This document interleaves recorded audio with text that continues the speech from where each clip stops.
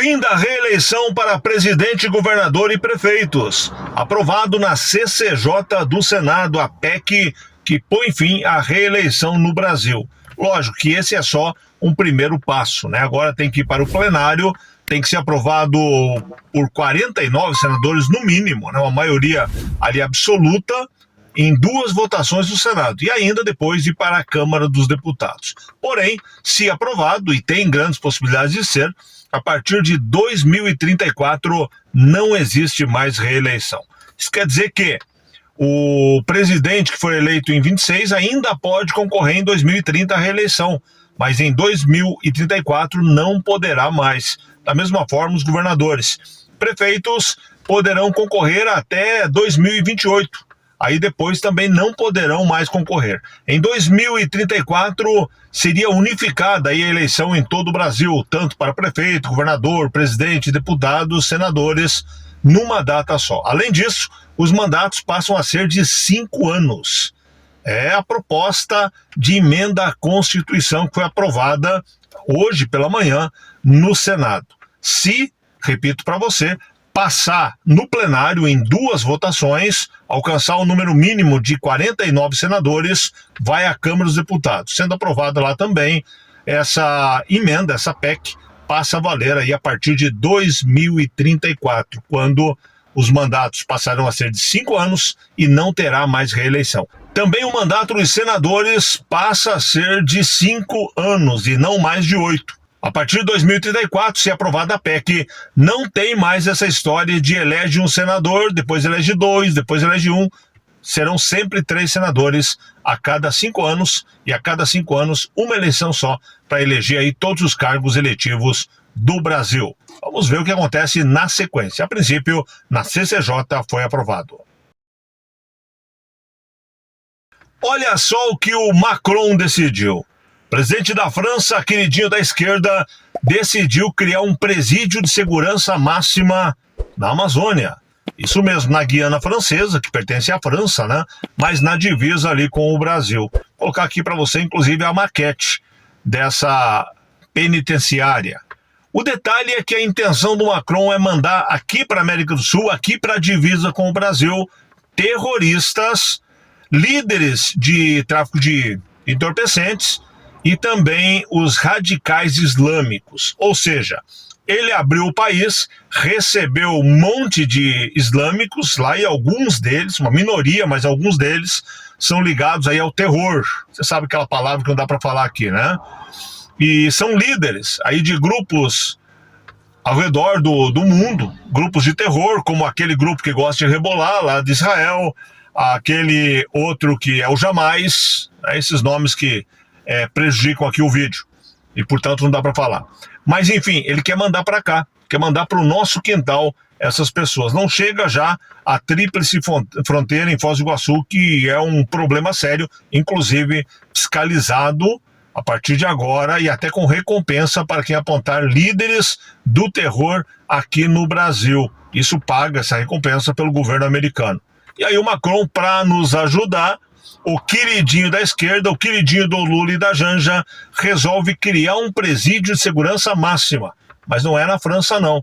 Não é lá no país dele.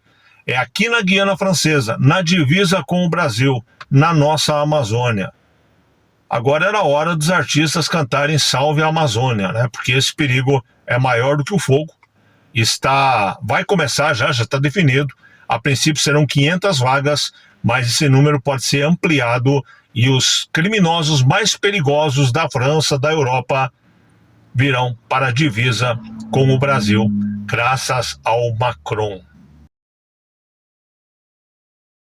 Veja essa matéria aqui da Folha de São Paulo. Vou trazer para você aqui ao lado a matéria do Jornal de Brasília, mas é a mesma matéria, ele só reproduziu. Não peguei da Folha porque lá tem que ser assinante. Eu não sou e jamais serei assinante da Folha de São Paulo, da Foice de São Paulo. Mas, enfim, a matéria fala de críticas no STF ao Gonê. E por que essas críticas?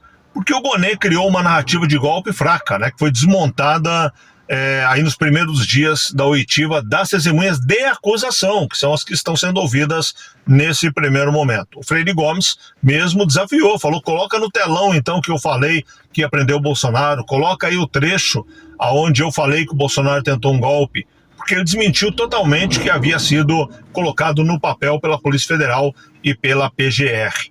E aí, bastidores dão conta que 2 ministros, que não diz o nome, mas eu, se tivesse que apostar, apostaria num que começa com Chan e termina com Dão, né, e num outro que começa com Dino e termina com Sauron. Porque esses dois teriam criticado muito o Gonê e teriam chamado o Gonê, não é a expressão que eles usaram, mas para facilitar para você aqui saindo do juridiquês, chamaram o Gonê de fraco. Falaram que o Gonê foi fraquinho, né, e a narrativa não colou. E o que era para ser um trunfo deles acabou virando um trunfo na mão da oposição e da defesa dos réus. Inclusive, a própria defesa dos réus também criticou o Gonê, mas aí de uma forma positiva, né? Fez a crítica dizendo, pelo menos o Gonê não vem para briga, o Gonê fica quietinho lá no canto dele, o Gonê errou na informação, a gente vai lá e critica ele, ele fica quieto. Na verdade, o Gonê está numa situação complicada. Ele foi colocado na PGR a pedido do Moraes, e hoje ele vê uma situação onde ele pode se tornar daqui a pouco o vilão da história. De qualquer forma, racha, STF critica Paulo Gonê, o PGR, pelas narrativas que não estão colando aí nos depoimentos do golpe, né, o golpe do Alexandre de Moraes. Questão da gripe aviária. Gente, isso aqui tá ficando complicado demais e isso aqui tá escancarando algo que pode se tornar mais um escândalo do governo Lula. A falta de fiscalização, a falta de controle na questão de zoonoses, né? O controle da saúde ali do frango e pode se estender até para outros, né? Rebanho aí bovino, suíno e assim por diante. Veja a situação.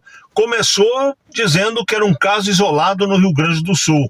Aí a China, enquanto o nosso presidente e a primeira-dama estavam voltando para o Brasil, estavam no avião, a China já falou, ficou sabendo e falou, não compro mais. Não compro flango do Brasil mais.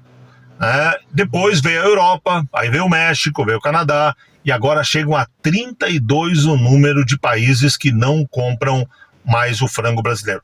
Na verdade, me permita corrigir, 32 o número de clientes entre países e blocos, porque aí tem a Europa. Então a Europa conta como se fosse um país só.